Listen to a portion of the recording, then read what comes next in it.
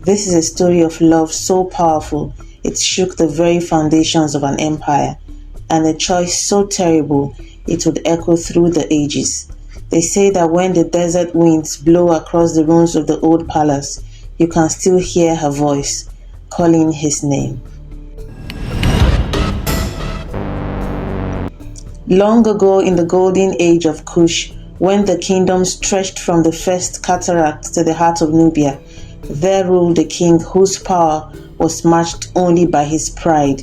King Taharka was his name, and he was known throughout the land for his power and unfailing influence all over the kingdom. The king had 3 sons, but it was his youngest, Prince Kamwaset, who captured the hearts of all who saw him. Like his father, the prince's skin gleamed with the deep, rich color of bronze, but it was his eyes that truly marked him as different. They held a gentleness that seemed almost out of place in a royal palace.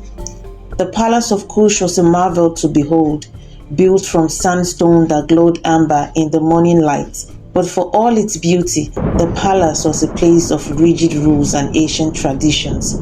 The royal family was served by hundreds of servants, people from distant lands who had been captured during the kingdom's many conquests. Among these servants was a young woman whose beauty was spoken of in hushed tones throughout the palace quarters. Her name was Naya, and she had been brought to the palace as a child when her village was conquered in the southern campaigns. Now at 19, she moved through the palace corridors like a gentle breeze, her dark skin smooth as river stones, her eyes holding depths that seemed to reflect the very soul of Africa herself. Naya walked in the palace gardens, tending to the flowers and fruit trees that provided beauty and sustenance to the royal household. She had a gift with growing things. Plants seemed to flourish under her touch, as if she carried some ancient connection to the earth itself. Prince Kainwaset first noticed her on a morning when the desert winds carried the scent of jasmine through the palace corridors. He was walking through the gardens, seeking solitude for another tense council meeting about tribal rebellions in the outer provinces. That morning, he came upon Naya, kneeling beside a struggling date palm sapling. Her hands were gentle as she walked the soil around its roots, and she was humming a melody he had never heard before, something low and sweet that seemed to rise from the very earth. "What song is that?" he asked, and she looked up in surprise, her eyes widening as she recognized the Bone Prince. "Forgive me, Your Highness," she said, beginning to bow deeply, but he held up a hand to stop her. "Please," he said softly, "I asked about your song." "It is a song my grandmother taught me from my homeland," she replied, her voice barely above a whisper. "She said it helps things grow." The prince found himself captivated, not just by her beauty, but by the sadness that flickered in her eyes like candlelight. "And does it work?" For the first time, Naya smiled, and it was like the sun breaking through storm clouds. "The plants seem to think so, Your Highness." From that morning forward, Prince Kamwaset found reasons to visit the garden. At first, he told himself it was simply to escape the suffocating atmosphere of the palace, to find peace among the growing things. But as days turned to weeks, he could no longer deny the truth that burned in his heart like a sacred flame. He was falling in love with Naya. Their conversations began simply enough, discussions of plants and growing seasons, of the weather and the changing of the seasons, but gradually they began to share deeper thoughts. "Sometimes I wonder," he confided one evening as they walked among the fig trees, "if all this power and wealth is worth the price we pay for it. The constant fear, the endless scheming, the way we must always watch our backs." "Power is like water, Your Highness," Naya replied thoughtfully. "It can nourish and give life, or it can flood and destroy. The choice lies in how it is channeled."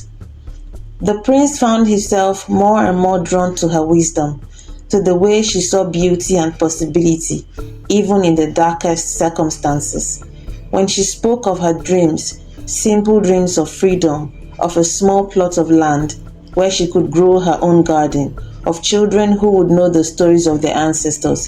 He began to dream of a different kind of future than the one mapped out for him. But love in the palace was a dangerous thing, especially love that crossed the rigid boundaries of class and station. The first to notice the prince's frequent visits to the gardens was Katie, the chief overseer of the servants, a cruel man who had risen from bondage himself but had grown bitter with power. Katie watched the prince's growing attachment with calculating eyes. The Broom Prince seems to spend much more time among the plants, he mentioned casually to Seneb, the king's chief advisor, as they shared wine one evening. Perhaps he has developed a passion for gardening. Seneb, a man whose loyalty to the crown was matched only by his ambition, understood immediately. The prince is young, he replied carefully. Young men sometimes develop inappropriate interests, It's the duty of wise counselors to guide them back to the proper path. Meanwhile, whispers began to spread through the palace like wildfire. Servants exchanged meaningful glances when the prince passed. Guards smirked when he took his morning walks. The other servants looked upon Naya with a mixture of envy and fear, knowing that to be noticed by royalty was as dangerous as it was flattering. Be careful, sister, warned Kia, an older servant who had served in the palace for decades. The attention of princes is like lightning, brilliant and beautiful, but it burns everything it touches. But Naya was already lost. Against all wisdom, against all hope, she had fallen in love with the Brown Prince. In the quiet moments they shared, she had glimpsed not the future king, but the man beneath the crown. The crisis came during the Festival of Opet, the great celebration that marked the flooding of the river. The palace was filled with nobles from across the kingdom, and King Taharka was in his element, displaying the wealth and power of his dynasty. It was during this festival that the most important announcement was to be made: the betrothal of Prince Kamwaset to Princess Ankemasun of Egypt, an alliance that would strengthen both kingdoms. The prince learned of this arrangement not from his father, but from overhearing a conversation between two visiting nobles. The shock hit him like a physical blow. He had always known that his marriage would rather be a matter of politics than love, but the reality of it crashed down upon him just as he was beginning to understand what love truly meant. That night, he sought out Naya in the gardens, finding her sitting by the fountain under the light of a full moon. She took one look at his face and understood. "They have chosen your bride," she said simply. "You are a prince," Kaimwa said. "I'm just a captive servant. I knew from the beginning that this was a story that could have no happy ending. You have told me yourself of your dreams for the kingdom, of the changes you wish to make. Would you sacrifice all of that for me?" The prince had no answer, and in his silence, Naya saw the depth of his anguish. She loved him enough to want his happiness, even if it meant her own heartbreak. The next morning, Chief Advisor Seneb requested a private audience with the king. The conversation was brief but decisive. "Your Majesty," Seneb began carefully. King Taharka's face darkened like storm clouds gathering over the desert. The king's eyes blazed with fury. "Bring her to me," he commanded. Naya was brought before the king in chains, a deliberate humiliation meant to remind everyone present of her station. But even in bondage, she walked with dignity, her head held high, her eyes meeting the king's gaze without flinching. Prince Kamwaset was also present, having been summoned by his father under the pretense of discussing the betrothal arrangements. The shock on his face when he saw Naya in chains was answer enough to any questions about his feelings. "So," King Taharka said, his voice cold as winter wind, "is it true? My son, heir to the throne of Kush, has been consorting with a palace worker like some common fool? Father, I can explain, the prince began, but the king cut him off with a gesture. Explain? The king's voice rose to a roar that echoed through the chamber. Explain how you would disgrace our bloodline? How you would make a mockery of everything our ancestors built? How you would throw away an alliance with Egypt for the sake of a servant? I love her, father, and love is not a disgrace. The court gasped at his bold declaration. To speak so to the king was tantamount to treason, even for a prince. The king turned his attention to Naya, who had remained silent throughout this exchange. And you, girl, what magic have you worked upon my son to seduce a prince from his duty, to fill his head with dreams that would destroy a kingdom? I have seduced no one, your majesty, and I have encouraged no one to abandon their duty. When the prince spoke of renouncing his crown, I counseled him against it. I offer you both a choice. Prince Kamwaset, you may renounce your claim to the throne and leave this kingdom forever with your beloved. You will be free to pursue your love, but you will never again set foot in the land of your birth. And you will watch from afar as your brothers tear the kingdom apart in their struggle for power. The prince started to speak, but his father continued. Or the girl dies, and you fulfill your duty to your people and your crown. You will marry the Egyptian princess, secure the alliance that will protect our borders, and rule as you were born to rule. The choice is yours, but it must be made now, before this assembled court.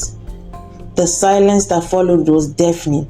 The weight of the decision pressed down upon the prince like a physical force. Around him, the court held its breath, waiting to see whether love or duty would triumph. But it was Naya who spoke first. Your Majesty, she said, her voice clear and strong, I have a request. The king raised an eyebrow. A palace worker makes request of her king? A woman makes request for a man who holds her fate in his hands, she replied. Grant me a private word with the prince before he chooses. The king considered this, then nodded. You have until the sun sets. Guards, take them to the guard pavilion. Let them have their farewell. In the garden pavilion where they had shared so many quiet moments, Naya and Prince Kamwaset faced each other one last time. You know what I'm going to say, Naya said softly, taking his hands in hers. Don't, the prince whispered, his voice breaking. Don't ask me to choose your fate. I'm not asking you to choose my fate, she replied, her eyes bright with unshed tears. I'm asking you to choose life for your people, for your kingdom, for the future you were born to create. I can't lose you, he said, pulling her close. You are my heart, my soul, my reason for being. Without you, I am nothing. Without you on the throne, thousands will suffer, she countered gently. Your father is right about your brothers. They have hearts of stone. They will rule with cruelty and greed. But you have the power to change everything, to be the king your people deserve. And what of what I deserve? He asked desperately. What of my right to happiness, to love, to a life of my own choosing? Naya was quiet for a long moment, looking out over the gardens they had walked together so many times. Do you remember the story I told you about the great baobab tree in my homeland? The prince nodded, though he didn't understand why she was speaking of this now. It was said that the tree had grown so large because it had sacrificed its own flowers to feed the soil that nourished it. Year after year, it gave up its beauty so that everything around it could flourish. The people call it the mother tree because it understood that true greatness comes not from what we keep for ourselves, but from what we give away. She turned to face him, and he saw in her eyes a love so pure and deep that it took his breath away. Be the baobab tree, my prince. Let your sacrifice nourish the kingdom. Let your choice today be the foundation upon which a better future is built. If I do this, he said, his voice barely audible, how do I live with the pain? You carry it with honor, she replied. You let it remind you every day why you chose duty over desire. As the sun touched the horizon, they walked back to the throne room hand in hand. The court was waiting, tension crackling in air like lightning before a storm. King Taharka looked upon his son with eyes that held both pride and sorrow. What is your choice, my son? Prince Kamwaset looked at Naya one last time, memorizing every detail of her face, storing up his moments to last him a lifetime. Then he turned to his father and spoke the words that would echo through history. I choose duty, father. I choose my people. I choose the crown. The king nodded slowly, and for a moment his stern facade cracked, revealing the pain of a father who understood the cost of power. The execution was swift and merciful. Carried out at dawn in the palace courtyard, Prince Kamwaset watched from his chambers as the woman he loved gave her life for his kingdom, and something in him broke that would never fully heal. The marriage to Princess Ankamson took place 3 months later, a grand affair that secured the alliance with Egypt and brought peace to the borders. The new queen was beautiful and intelligent, and in time, she and the king would find a compassionate love built on mutual respect and shared purpose.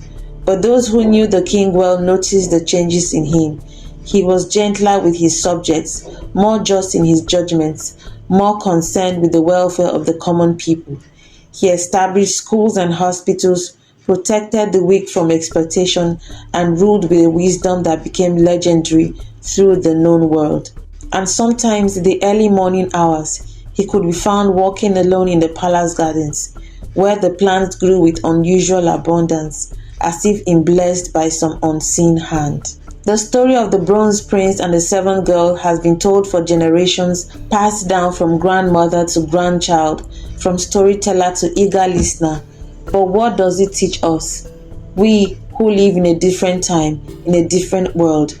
Perhaps it teaches us that love is not always about getting what we want, but about wanting what is right. Naya's love for Prince Kamwaset was so pure that she was willing to let go of her life to ensure his greatness. The prince's love for his people was so strong that he was willing to sacrifice his personal happiness for their welfare. In our modern world, we are often told that we should follow our hearts without considering the consequences, but the wisdom of our ancestors reminds us that true love, whether for a person, a cause, or a people, sometimes requires us to choose the harder path, the one that leads away from immediate gratification towards long-term good. The Bronze Prince became one of history's greatest rulers, not despite his sacrifice, but because of it. The pain he carried made him empathetic to the suffering of others. The love he lost made him treasure the love he could give to his people. The choice he made in that throne room shaped not just his own destiny, but the destiny of generations. And what of Naya? Some say she was just a palace worker who died for love, but I say she was a queen who never wore a crown, a woman who chose to change the world through sacrifice rather than seeking to change it through power. The gardens of the ancient palace are gone now, buried beneath the desert sands, but the stories remain, and in them Naya lives forever, not as a victim of circumstance, but as a hero who understood that the greatest power is sometimes the power to let go. So the next time you face a choice between what you want and what is right, remember the Bronze Prince and the Seventh Girl. Remember that love is not about possession, but about purpose. Remember that sometimes the greatest act of love is the willingness to walk away. And remember that in the end, it is not the crowns we wear that define us, but the choices we make when no one is watching, when everything is at stake, and when love itself hangs in the balance.